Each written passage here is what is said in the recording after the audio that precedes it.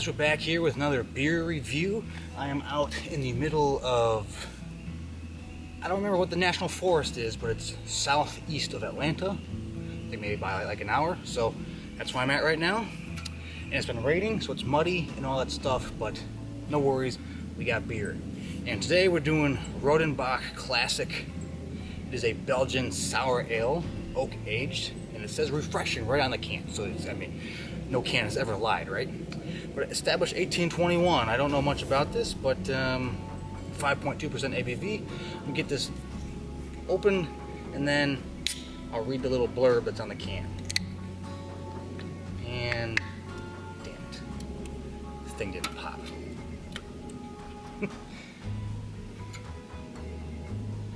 Oh, that is. It's darker than I was expecting, but then you know it's barrel aged, so I guess that makes sense. Drinking this out of my funky Buddha mug or pint glass. If you haven't checked out the brewery review or the pretzel review, check out the videos. That should be up already. But yeah, so anyways, I'm gonna let that sit for a second. I'm gonna read the little blurb. It says Rodenbock Classic is the original Belgian sour. It is a refreshing blend of young and mature beer fermented and aged for 2 years in our standing oak casks.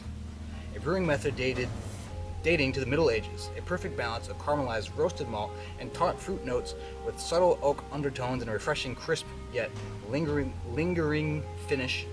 All a result of maturing in our oak casks. Fantastic with food and friends. They really want you to know that there's oak casks involved.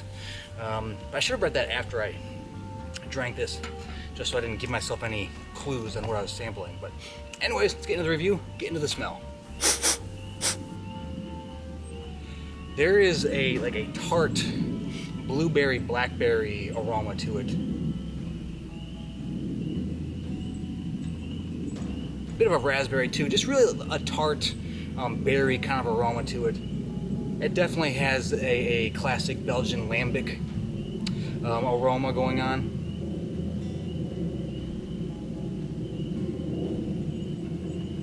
Maybe a bit of a charcoaly maltiness to it, but because of the tartness of the berries, it kind of almost blends in, like one segues into the other, just, you know, aroma-wise. So it doesn't like overpoweringly stand out. But it smells like it's going to be sour, which, you know, it's a sour ale, but it's a Belgian sour ale, so I'm expecting it not to be like crazy over the top, but, you know, maybe I'm just completely off base with that. But there's nothing like that's like super standing out with it, other than the kind of tartness and the charcoaly bits. But I think it smells fine. It smells refreshing. I'm going to give it a thumbs up on that. And now, let's get into the taste.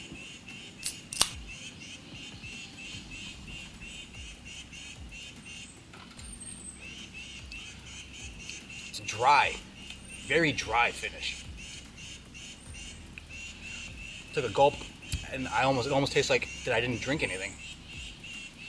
Although it leaves a bit of that, you know, kind of tart aspect on the tip of my tongue. But other than that, that's remaining. I'm not getting. There's no lingering taste really, and it's not super overpowering with the fruit aspect. I'm not saying raspberry anymore. I'm saying more like a blackberry currant, where it's not as sweet or tart as like your raspberry.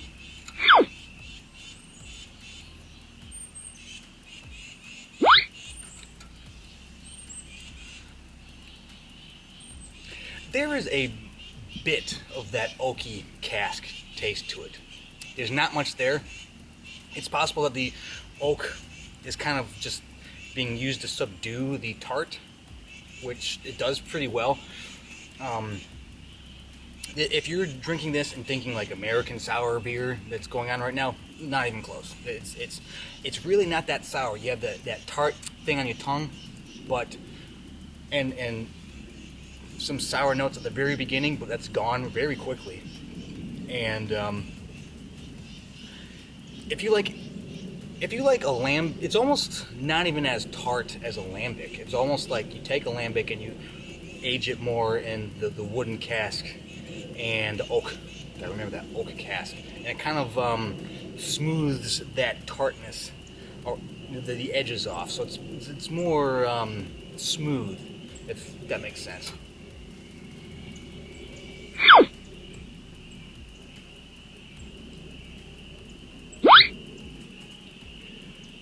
A bit of a black cherry in there. I'm gonna say more of like a blackberry and dark cherry tartness to it. Almost more black cherry at this point, but I think it's actually, and also you don't get a ton of that malt. I think it's more almost just used to subdue the tart, and then they kind of just balance. I mean, cancel each other out, and you're left with this. But I think it's very refreshing. It's not overly tart, which I like. Because a lot of the sours I think are just over the top for me. I like my beers to still have some beer aspect to it, and some of the sours get into the gimmick category real quick. But this is not that. This is refreshing without being too sour, and it's almost like if there's other people that are drinking like the hard seltzers, like the cherry seltzer or whatever, and you wouldn't mind something that has a little fruitiness to it, but you still want beer, I think this works very well for that. So I'm going to recommend it on taste. Next category is price, and honestly, it's not that bad of a price. I don't remember off the top of my head the exact cost, but it was under $3, and for a Belgian import of, I believe this is 16 ounces, I think that's totally fair price. It's less expensive than a lot of other imports, and even a lot of sour, just domestic beers. So I'm going to recommend it on the price. Next category is drinkability, and yeah, very, very easy to drink. Although I do feel like after one, it might be a little just too tart for me. I might want to switch it up. But it's very easy to drink, especially if it's warmer out and you're just kind of sweating and you want something that's like refreshing, and it's almost like you don't want like a wheat beer. You want something that's a little different. Go with this. Speaking of wheat refreshing beers, this tastes like one of those things that they would have like concocted before the IPA craze, when everything was like wheat and you gotta pump like raspberries into the wheat beer or mango into the wheat beer. You don't really get that as much. That was almost like the craze before the IPA stuff exploded. This feels like something that you could you could probably mix this if you wanted to get weird and mix your beers. Mix that with a wheat beer and get some really crazy, funky, bitter, sour, cherry wheat thing going on. I actually kind of want to test that out now. Do this with a Hoegaarden, and then I think that could be. Although there is a raspberry Hoegaarden, I just don't know if that's available in the States. But anyways, I'm going to recommend it on value for price and drinkability. And next category is distinction. How distinct is it? And it's really, it's a Belgian sour. It's really more of a lambic kind of thing. At least, I don't know if a sour is kind of like a take on the classic lambic. I don't think this said it doesn't use wild yeast, which is what you use with the lambics. So maybe that's kind of what makes this different. You can control it a little more. It's not open air fermentation and stuff, but it's very similar to a Belgian lambic. So I really want to categorize with that. One, this is going to be way less expensive than your traditional Belgian lambic, and the taste is very similar, except this is more cherry versus raspberry. But it doesn't really stand out that much against the Belgian sour / lambics, but I think it does stand out more if you're comparing it to an American sour. It's not as tart, it's not as sour, it's not as puckery. So it's right in the middle, so I'm going to give it a half. So it's a nice median between the two. But last category is would I buy it again? And yeah, this is a refreshing beer. If I started at a bar and it was warm out and I didn't want anything too heavy, absolutely. I think this is a fine beer, fine thing to check out. I'm assuming you can buy this at most places that deals with imports, but I don't know, I'm a fan. I like it. So almost perfect rating, not quite. But anyways, that is my review of Rodenbock Classic Refreshing Belgian Style Ale, oak aged. Don't forget that. Got a mosquito that's flying around. If you've had it before, let me know in the comments section. Sorry, it's been a little sporadic for when I've been uploading these.